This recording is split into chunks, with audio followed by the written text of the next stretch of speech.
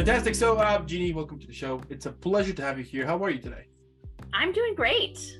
Great. Yeah, it's things have been going smoothly. This week has been unseasonally warm here in Canada, in Toronto. So that was nice. I love it.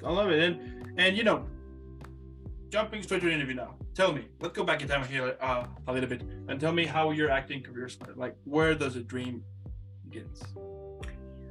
I feel like ever since I was a little child, I loved movies, I loved TV shows, and I would always kind of sneak off and like try to like replay the scenes on my own. Yeah. But I think it wasn't until I was about 10 years old.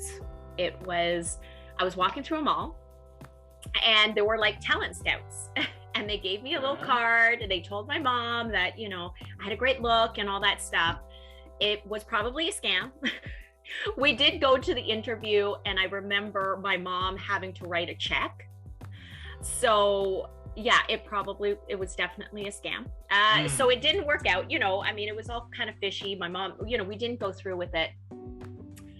But I think that that's sort of when I kind of even thought that it was a possibility. So then I'm the youngest of 4 siblings. My grandfather was an artist. My mom, she never made a career out of her art, but she always practiced. And my 3 older siblings went to an arts high school called Cawthra Park, and it's an arts high school, and they went for visual arts. So when it was time for me to prepare to go into high school, my mom was like, so when are you going to start working on your portfolio? And I was like, oh, don't worry, Mom, I'm going to do a monologue. Which, because I decided that I was going to go to that school, but instead of visual arts, I was going to go for drama. And she was surprised and probably a little like, what are you talking about? And she didn't know anything about it. I remember her saying, well, we should probably register you at the local high school too, just in case you don't get in. Which is fine because I got in. And from there, that's when I was introduced to the world of plays and that world, because my family never did that. We liked movies and stuff, but theater, I'd never gone to a live theater show that wasn't like the Christmas pageant at school. But yeah, so that was it. And then I started my career in theater, and then I fairly recently, like in 2017, started making headway in the TV film industry. Okay. And was it something else you wanted to do back when you were little? It happens, right? That when we're little, we want to be superheroes or astronauts or things like that. Was it that for you as well, or always was like towards whole like acting, music, things like that, arts, let's say? I remember that there were a couple things. I remember telling my parents that I wanted to be a lawyer, which they were very happy about. And I wanted to be a vet because I've always loved animals. So 2 things that put me off. So one, when I told my sisters that I wanted to be a vet, they told me that means I have to put my fingers in animals' butts. Like, I remember this conversation so clearly, and I was like horrified. And I was like, what do you mean? And they're like, that's part of the job. Like, can you do that? Can you put fingers in an animal's butt? And I was like, I guess I don't want to do that. That escalated way too quickly. It escalated really quick. And then with the lawyer, like, even thinking back, I think what I always wanted was just to play a lawyer. You know what I mean? Like, it was just that stereotypical lawyer, like, I object, and you're there fighting for the rights of and freedoms of the good guys. We all won. We all won. Right. Yeah, like, I don't think I ever actually wanted to like go to school and and actually practice law. I don't think that was ever really in my scope. I just wanted to go to court and say, I object. I love it. That's pretty cool. And yeah, you know, we all want that moment, like on this film. What was it? With Al Pacino, I think it was Scent of a Woman, something like that. Yes. He got like this powerful speech in front of the whole school. I mean, we all want a moment like that. So, or like to be lawyers, and yeah, as you mentioned, say like, I object, and then be like, why, and present the evidence. Yeah, I know what you mean. Yeah. So like, I mean, I really just think I wanted to play one on TV. Oh yeah. Okay, perfect. And like how you prepare a character. Now I understand that it depends on the role, right? But what is your usual approach to start this creating character process? I think one of the easiest things that I do is I like to find a similarity between me and this character. So you know, and a lot of the times it's very easy. A lot of the roles that I play are, you know, moms, wives, you know, that type of realm where I can find myself in. But every once in a while it's a little bit more authoritative, like maybe it's like a police officer or something like that, and it's just like me finding the commonality there between me as a person, and then being like, okay, so if I was in this situation, how would I react? And just finding that connection there. That's the first thing that I do. That's awesome. That's amazing. And you know, like, I mean, let's face it. I mean, having the chance to play police officer, astronaut, lawyer, superhero at some point, who knows? I mean, that is like one of the cool things that I love, that I do love about like the whole acting, that you guys get the chance to do so many roles. I mean, we're talking from superhero to, I don't know, janitor to professional athlete to high school teacher. You know, like all the variety that is available. It's amazing, and that you guys get to play that. I mean, I think also that at the same time, pieces of that character stay with you, right? That's right. And it's not so much that the piece of the character stays with you. It's like you are part of that character. In some way, you know, even if it's like a psycho killer, there's thought patterns. Yeah. There's human nature there that's like, okay, no, I get it. It's like there's something. There's always something that can tie you to the character. Okay. I like it. Now what has been your worst or funniest audition ever? I don't know. I guess one of the worst auditions was it was still fairly early on, and it was a commercial audition, and it was like a family. So this is still when they were live auditions. So they would pair you up with different people. So it was supposed to be me. I had a child, and then like a father was there, right? So you had the like three generations. And we were supposed to be eating, and then the kid like makes a spill, and I have to clean it up. So there's this like scenario that we're supposed to do. And I feel like none of us were very like seasoned actors, which happens a lot with like younger children and with adults. Like older adults, right? Yeah. Usually the demographic is sort of like more mid-range. And not to say that I was like the most experienced, because I wasn't. I was still like pretty new to the scene, and I could just see the session runner getting so frustrated with us because we weren't doing what he wanted us to do. He kept being like, okay, so you're doing this. He makes the mess, you see it, but you don't, it's not like a big reaction.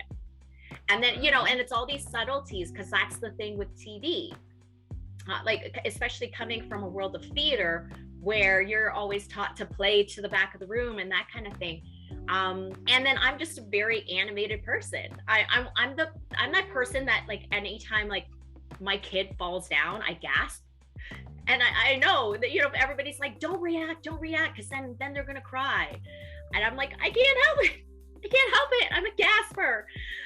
So couple that together, it was difficult for me to find that mid-range where it's not like I'm not reacting at all and I don't have any emotion, but I'm not like, oh, you made a mess.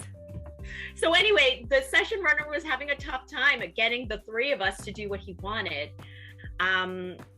So anyway, I left feeling pretty defeated after that audition. Okay. Wow. Yeah. I mean, it happens. I mean, yeah. We are humans, right? We make, even though we have like a lot of experience, still, even the most experienced hunter, one day he's gonna lose a rabbit. So, Right. Yeah, I love it. Yeah. I love it. Now, let's say that one day I call you and I tell you that I want to become an actor. Now, I don't have experience at like zero, like totally nothing. So what advice would you give to me or to someone who doesn't have any experience at all, but it got his attention to start into the whole like acting industry? I actually have received this question before, and what I always say is start on Actors Access. So actorsaccess.com, it's a casting website. They have templates there. So if you're brand new, you can set up a free profile. It's actually what I did in 2017 when I was getting back into things. I opened up a website, I poked around. You can search,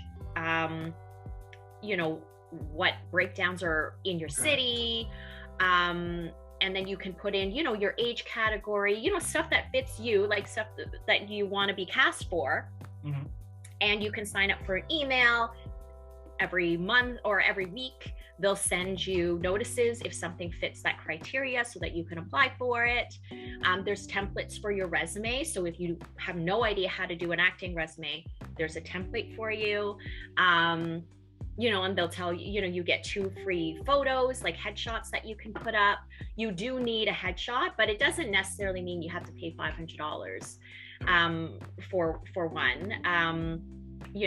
Even now, like with your iPhones, like if you're just starting out with your smartphones, like put it in portrait mode and have a friend take a picture of you outside, because that's very much more of the trend. Like before, like, I don't know, in the 90s and even before like the 2000s, I guess, black and white studio, that's it was very specific. Everybody looked the same. But now it's like people like the outdoors. They like the color. They want branded headshots. So you have a lot more room to play with that. And it's just temporary, right? You're putting up a headshot just so that you can start applying. And then the good thing about this website is you can subscribe to the yearly subscription for, I think it's $68 US, which is, I think, one of the least expensive of the casting websites that actually has quality listings. Because there are some other ones that might be free, but it's like, there's nothing good on here. Okay. This is like, you get good quality castings and breakdowns. But if you don't want to pay the $68, you can also just pay per submission. So you can pay, I think it's $2 US. So if you're like, I'm not sure, I see this one commercial audition that I want to apply for, I'm going to pay $2 and just see what happens. So you get a sense of it. And really, it's one of those websites that even if you did have an agent, you still need that website. You still need that casting. Okay. You need a profile on there because it's a very important website. Okay. All right. Now, Actors Access, they have an Instagram page, right? They have a pardon? An Instagram page, right? I think they do. An Instagram page? Probably. I don't see why they wouldn't. Yeah, I don't know. Yeah. Okay. Perfect. Yeah. All right. Now, moving on here. Right. Let's say, So let's say that one day, Netflix, HBO Max, Disney Plus, you name it, they come to you and they tell you that they got this idea of this film, in which basically goes that all of the characters you have played at the moment, all of them, since you were little until right now, they're gonna gather to celebrate your birthday. Tell me, what would be the name of that film?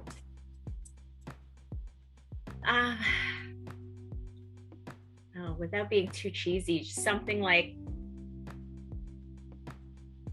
look how far you've come.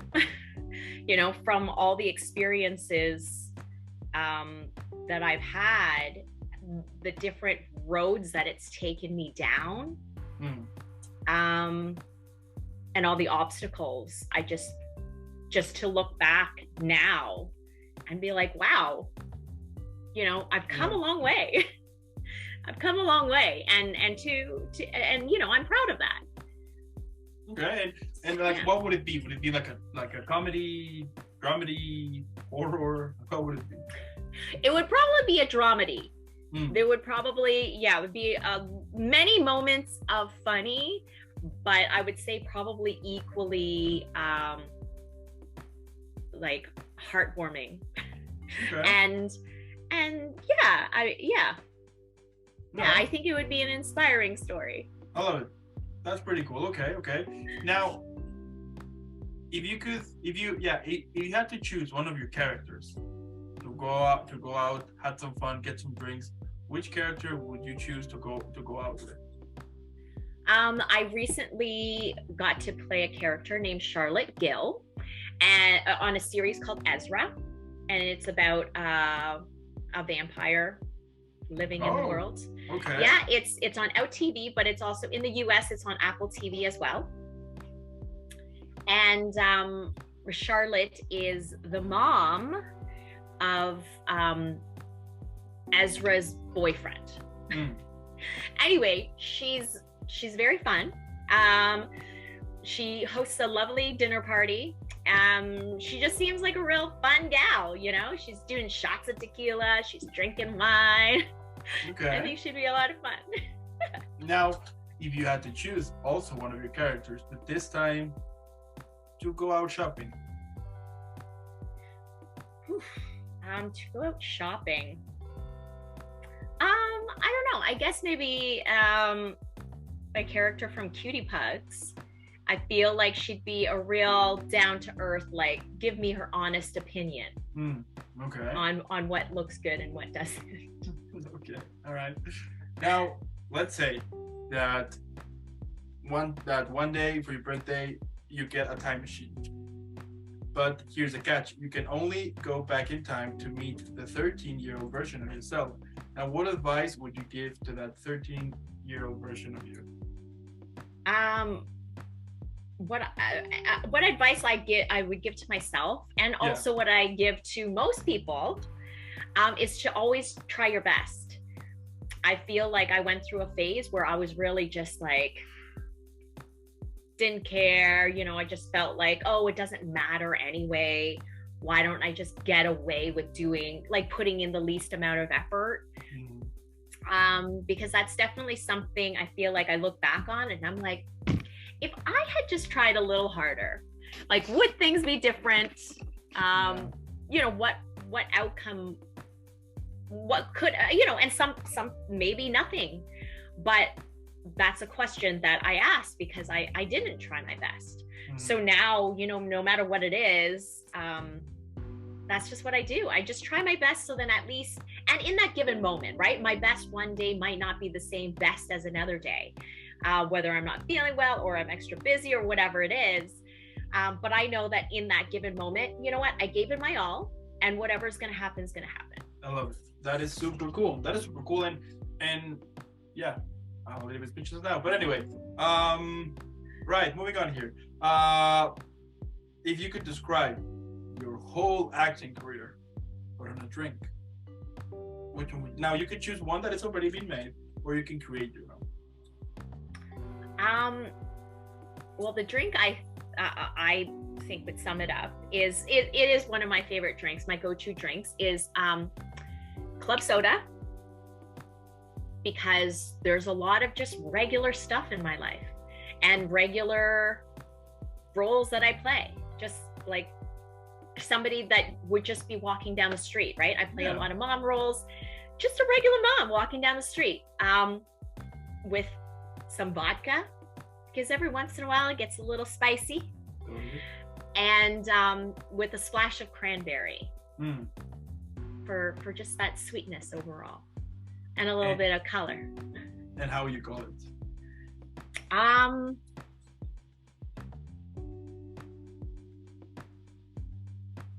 don't know, like had a name. I think it's kind of cheesy, but it's like Sunshine on the Rocks. Okay. Sunshine on the Rocks. Oh, I'll take it. Yeah. Yeah. Well, maybe it's maybe it's sunset because it's red and not orange because of the cranberry. Yeah. Sunset on the Rocks. I'll take it. Okay. And my last question here is, like, what motivates you? You know, we all have those days that we just basically want to quit. You know, that we get into this mindset that we are not worth it, that we have wasted our time, you know, all of that. So what gets you out of those thoughts and puts you back into this road that you have been creating and building for so many years now? Well, I mean, I definitely had that thought many times throughout my career. You know, I've been back and forth. You know, I've had a real job, you know, where it's like 9 to 5. I've had, you know, I've been blessed with some really great jobs, and no matter how good the jobs were, I always felt like something was missing, right? So I always wanted to go back to acting. I always kind of flipped back to it. And so for me, it's sort of twofold, because now I've done all that and I know that, you know what, this is, after all that time, like, this is where I know I should be, because I've tried the other way and it wasn't good. It wasn't working out. But also what motivates me is, since I've been putting myself more out there, like on Instagram, you know, I post things like how many auditions, like every month I post how many auditions I've done, how many callbacks, and how many bookings I get, just being completely transparent. Like, this is just like, I don't know who else, I don't have anyone to compare it to. I just post it because it's just for me. You know, I'm proud of what I've done. I like to celebrate the fact that I have done work at all this month, and the amount of people that reach out to me and say, you know, thank you for posting that. That's so inspiring, you know, something to, you know, goals to reach for, and that, and you know, like, how are you doing this? And you're a mom. You know, I think that's what keeps me going, because I'm just like, I have no idea who is looking at it, what their feelings are, if I'm making someone upset or if I'm making somebody, you know, believe in themselves more. I don't know, but I'm just showing up. And the feedback that I've gotten is mainly positive. You know, and a lot of women have reached out to me just to say, like, I'm a mom, like, how do you do this? And some women that are just like, you know, I was told that I had to act. It's either I act or I could be a mother, and I couldn't do both. But seeing you make it happen, it means it can happen. And not like, you know, Halle Berry having a baby and having a nanny and being able to take work off for X amount of years. Like, not like that. I'm just a regular person.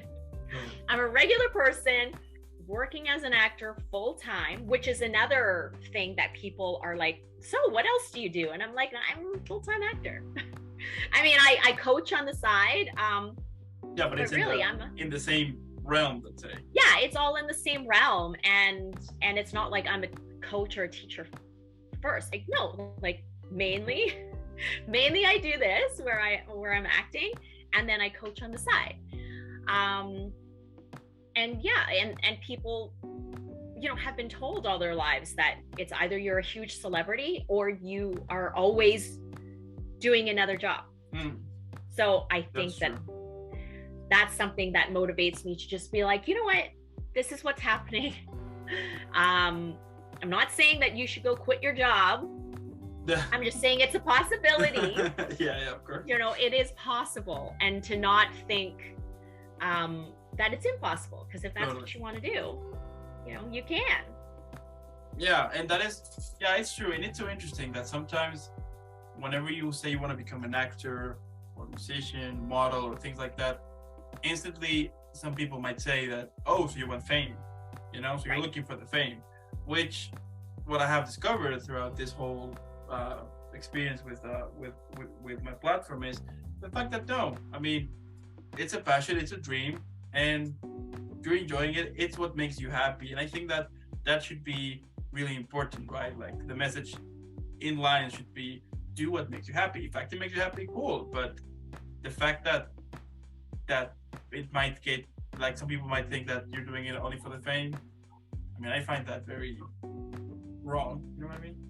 Yeah, and I think like throughout this, and I think the pandemic kind of highlighted it, but you know, like finding your why, like why are you doing this? And I remember feeling quite daunted as an actor when people would be like, why, you know, find your why. And I would just be like, well, I don't know, because you talk to these other people and they're like, oh, you know, I want to be the first, you know, plus size model who's going to show all the, you know, plus size girls that you're beautiful and inspire them. And you're like, oh my God, yes, that's so powerful. And then you talk to somebody else and they're like, oh, you know, I have this mission and it's to ensure the world shows empathy towards this group. And you're just like, oh my God, that is so, like, these are mind-blowing, like whys. And then I look at it and I'm like, I don't know, like I'm just a regular person and I just want to do this because it makes me happy. But part of you, you're just like, but is that a good enough answer that I just like it and that means I get to do it? You know, but I think the more you allow yourself to do and be and show up the way that you inspire someone else, you really don't know how.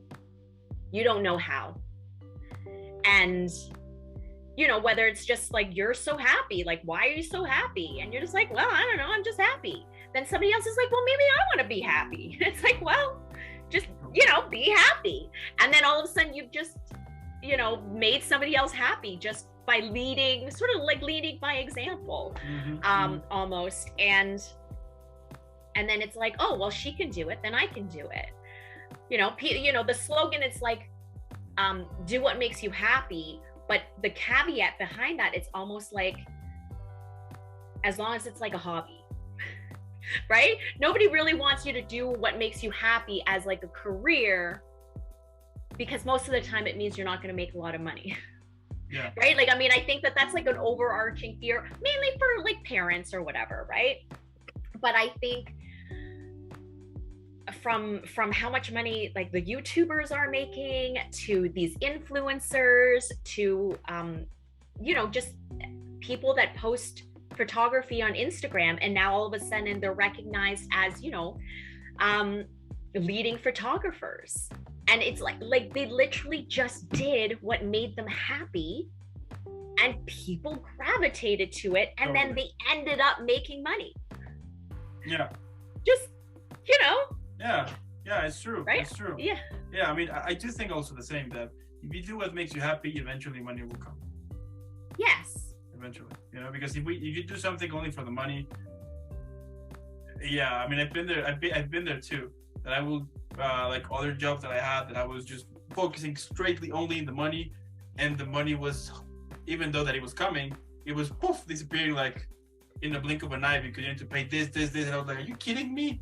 And when you start to do something that you actually like, it's so interesting, because that little income, or that income that comes, it feels a lot better. And yeah, it's amazing. And you like auto motivate yourself to be like, I wanna do it more because it's something that I like. So I mean, of course that I get tired, but I do think that it's way much better to get tired on something that you like, on something that you hate, you know.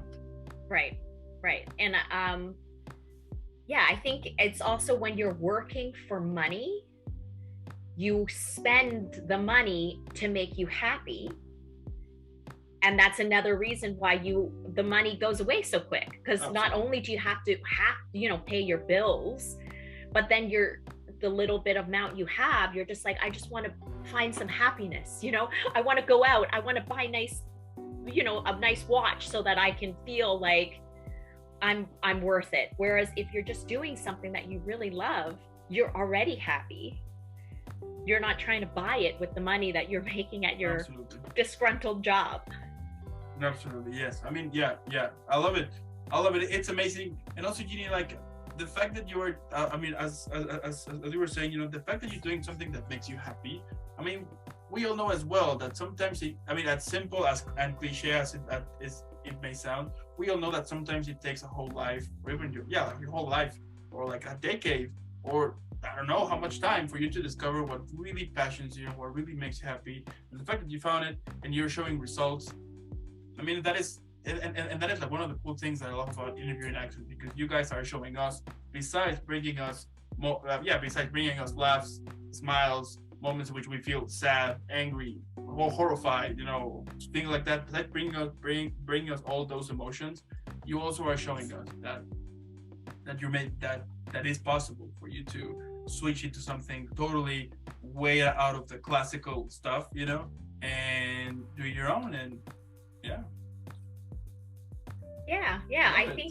I think through the arts we really inspire people absolutely to try new things, do something different, to desire other things, right? If you're just isolated and you've never seen a movie or, you know, whatever, like there's so many things that we get, whether it's just from like a haircut, right? And you feel like, oh, I really like that. I'm gonna try it. I think you know, it's just something that makes you feel good. Or like, oh, you know what? I have a jacket that looks like that. It's back in trend. I didn't know that. I'm gonna pull it out of the closet.